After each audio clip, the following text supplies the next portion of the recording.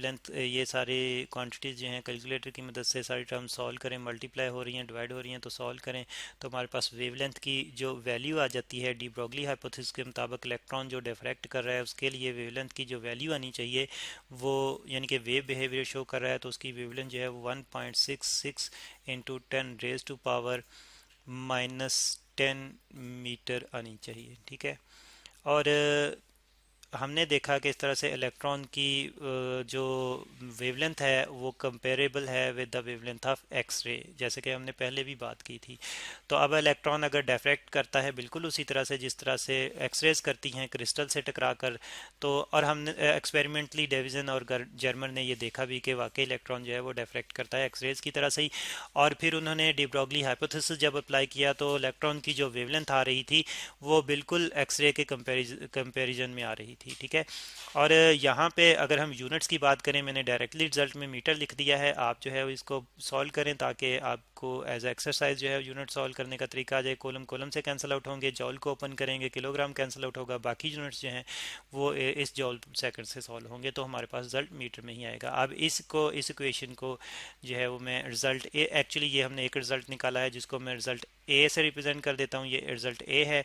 और यहाँ पे हमने डी ब्रोगली हाइपोथेसिस यूज़ किया है और उसकी मदद से देखा है कि इलेक्ट्रॉन की वेवलेंथ जो है वो ये आती है जब इलेक्ट्रॉन डिफ्रैक्ट करेगा। अब हम देखते हैं कि वेव थ्योरी के मुताबिक जब डिफ्रैक्शन होती है तो फिर हम ब्रैग्स डिफ्रैक्शन लॉ जो है वो यूज़ करते हैं। यहाँ पे मैं लिख देता हूँ,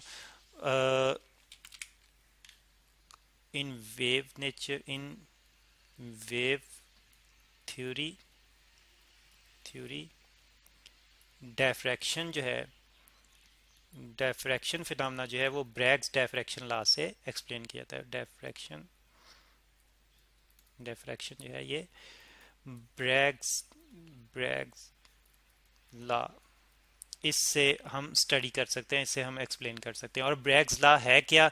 तो ब्रैग्स लॉ स्टूडेंट्स हमारे पास है 2d sine of theta, 2d sine of theta, sine of theta is equal to m lambda. ठीक है, ये ब्रैग्स लॉ है।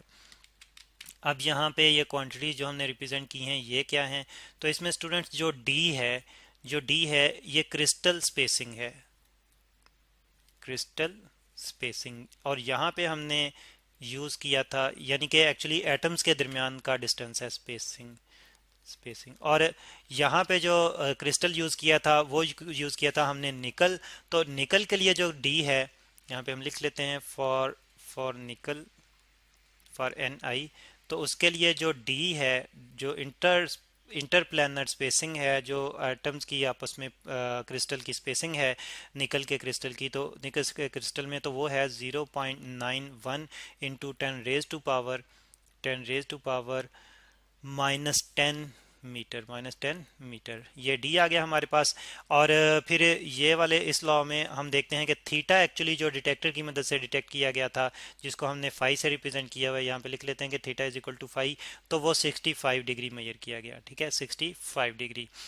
और जो हम m की बात कर रहे हैं, ये ऑर्डर ऑफ डायफ्रैक्शन को रिप्रेजेंट कर रहा है। तो एक्चुअली यहाँ पे देखा गया कि ऑर्डर ऑफ डायफ्रैक्शन जो है वो फर्स्ट ऑर्डर ऑफ डायफ्रैक्शन ही है, यानी कि पहले ही प्लेन से जो है वो डायफ्रैक्शन हो रही है, फर्स्ट प्लेन से। तो m जो है वो 1 है। हम लिख लेते हैं first order of diffraction, order of diffraction. एक ही ऑर्डर ऑफ डायफ्रैक्शन के लिए जो था वो ये रिजल्ट चेक किया गया, डिफ्रैक्शन। और बाकी और जो डिफ्रैक्शंस हो रही थी उनको हम जो है वो काउंट नहीं करेंगे, सिर्फ एक ही डिफ्रैक्शन के लिए जो कि इस एंगल पर हो रही थी ये रिजल्ट चेक किया गया, ठीक है, फर्स्ट ऑर्डर ऑफ डिफ्रैक्शन के लिए।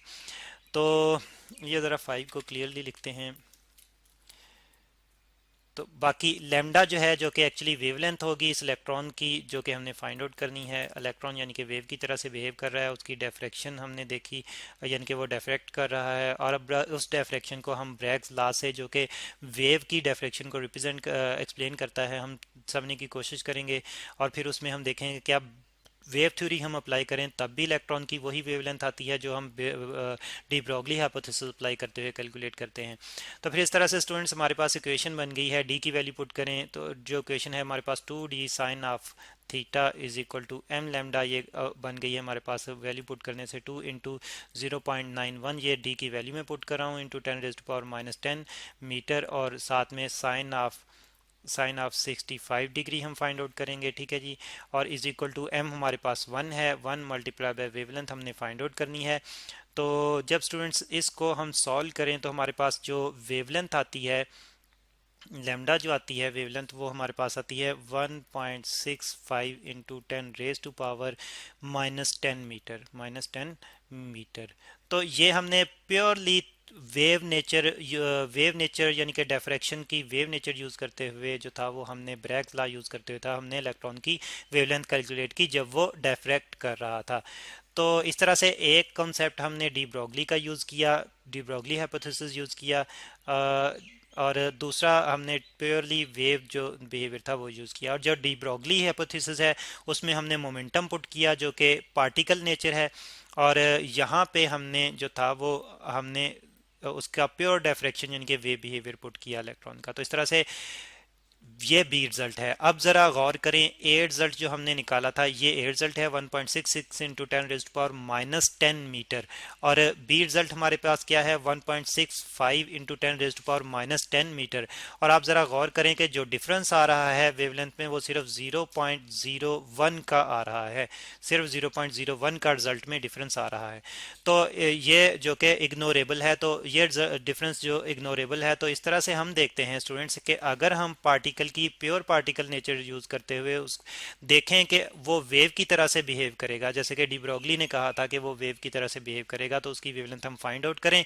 और जो हम वेवलेंथ उस तरीके से फाइंड आउट करें यानी कि मोमेंटम यूज़ करते हुए, तो वो वेव जो है इन अकॉर्डेंस है, अगर प्योरली वेव बिहेवियर हम यूज़ करते हैं उसकी वेवलेंथ जो है वो फाइंड आउट करें। तो इस तरह से डेविसन और जर्मर के इस एक्सपेरिमेंट ने प्रूव कर दिया कि डी ब्रॉगली का हाइपोथेसिस जो है वो बिल्कुल ठीक है।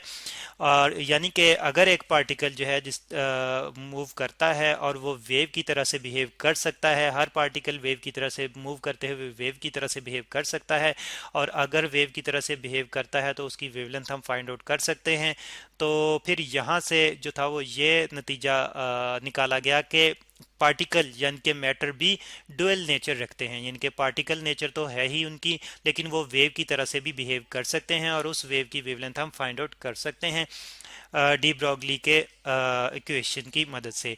और स्टूडेंट्स, डी ब्रॉगली को, लुइस विक्टर डी ब्रॉगली को जो था वो 1929 में नोबेल प्राइज़ दिया गया फिज़िक्स में।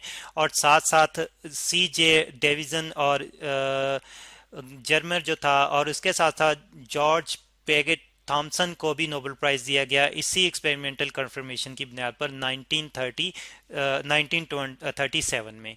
तो यानी कि जिसने जिसने प्रूव किया कि जिस बात ने प्रूव किया कि पार्टिकल भी जो है वो वेव लाइक नेचर रखते हैं।